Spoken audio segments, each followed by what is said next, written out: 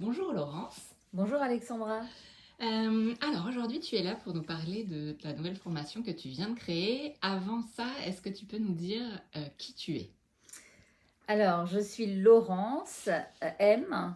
Euh, je suis thérapeute holistique, plus spécifiquement sur la biorésonance, et j'accompagne les personnes sur le plan émotionnel, sur le plan de leur santé énergétique. Euh, Ça fait quelques années maintenant, suite à un parcours de vie où j'ai changé de vie en fait au cours de ma vie. et euh,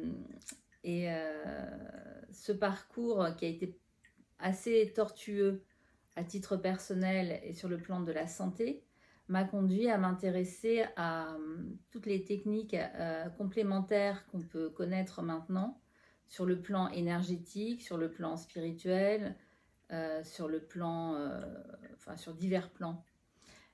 C'est tout un chemin qui m'a conduit à découvrir des parts de, je sais pas comment dire, Des parts de toi?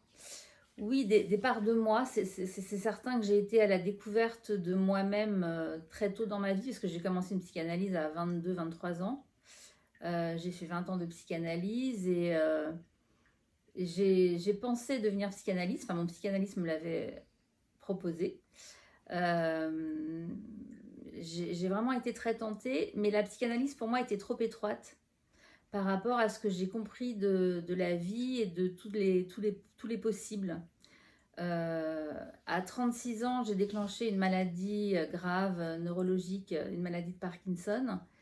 Et là, ça a été un point de bascule absolument décisif où, en plus de la psychanalyse, j'ai commencé à m'intéresser à des techniques énergétiques.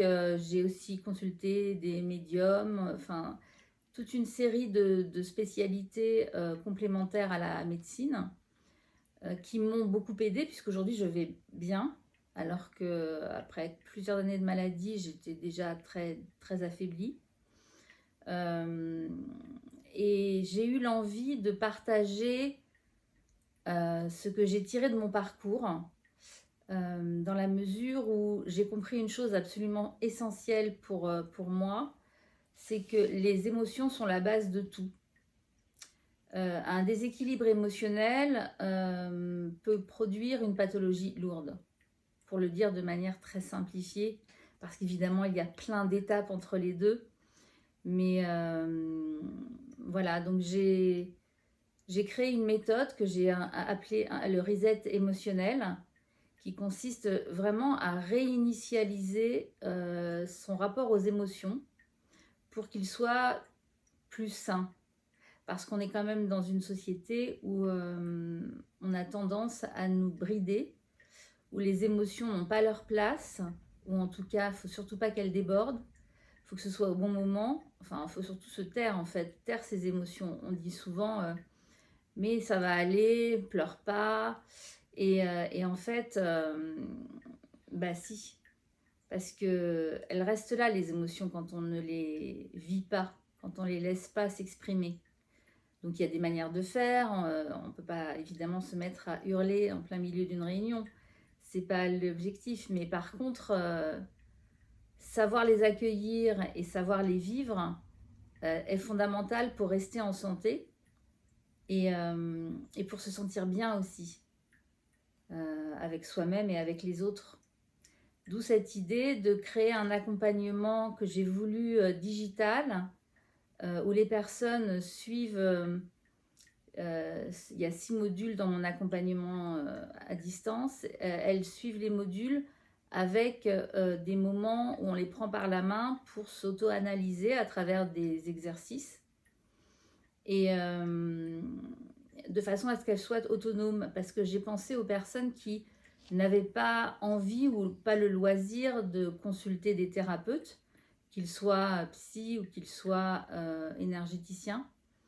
Et c'était pour moi une façon de permettre à tous cette possibilité de se travailler surtout sur des problématiques émotionnelles pour les personnes qui sont dans des problématiques d'hypersensibilité, ou au contraire de vide intérieur, de stress intense, des personnes qui se disent mais il faut que je m'occupe de moi, il faut que je comprenne comment je fonctionne parce que ça va pas, ma vie ça va pas, qui vivent une crise existentielle comme j'ai pu la vivre ou comme d'autres peuvent la vivre.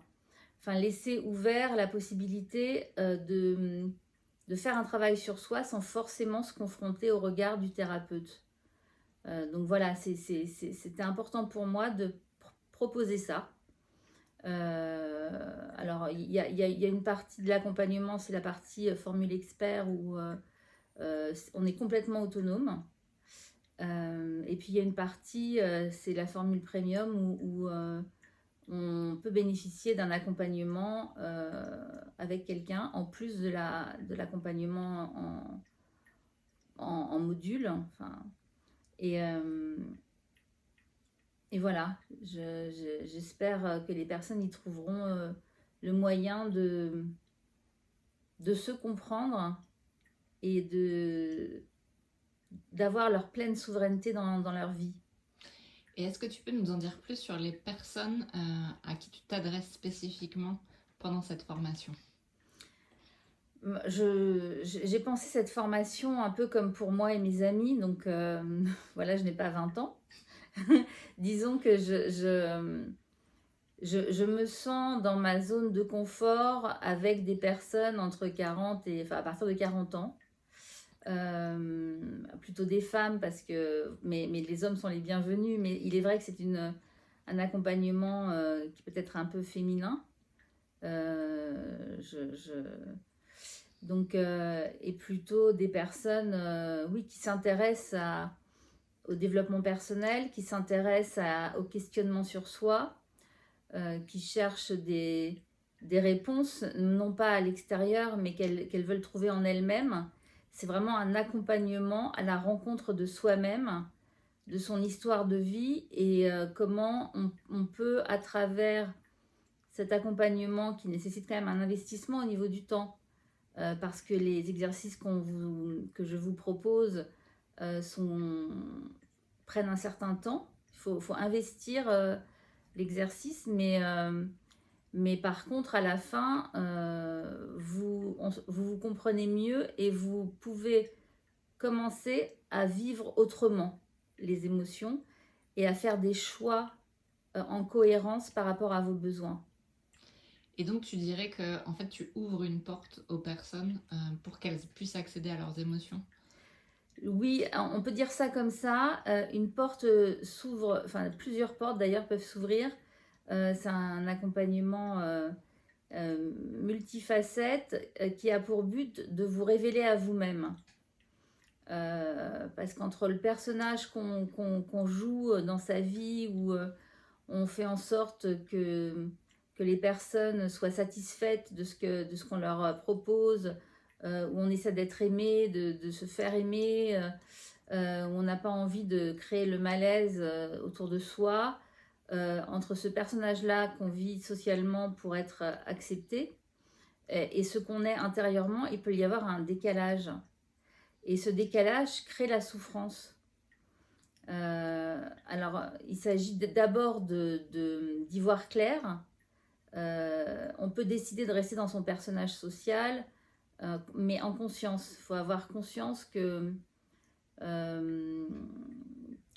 parfois on joue un rôle parce que la vie peut être aussi une pièce de théâtre et qu'on ne peut pas tout le temps être complètement authentique, mais au moins se comprendre soi-même. Donc, ouais, cet accompagnement invite à mieux se connaître, mais aussi à mieux gérer ses émotions. Et dans ton parcours, à toi, personnel, au niveau des émotions, est-ce que tu peux nous en dire quelques mots ? Comment est-ce que tu as cheminé, toi, avec les émotions ? Alors, disons que moi, je viens d'une hypersensibilité qui était débordante, qui a créé beaucoup d'anxiété chez moi. J'ai longtemps été une grande timide, en grande difficulté pour prendre la parole en public. Voilà, je n'aurais jamais pu faire cette vidéo avec toi il y a 20 ans. Et du coup, en fait, c'est dans ce parcours à la recherche de ma guérison de cette maladie neurologique que j'ai décrypté, j'ai refait le parcours inverse pour décrypter d'où venait cette maladie, comment elle s'est... Parce que j'ai une maladie de Parkinson à l'âge de 36 ans, parce que j'avais 36 ans quand on l'a découverte.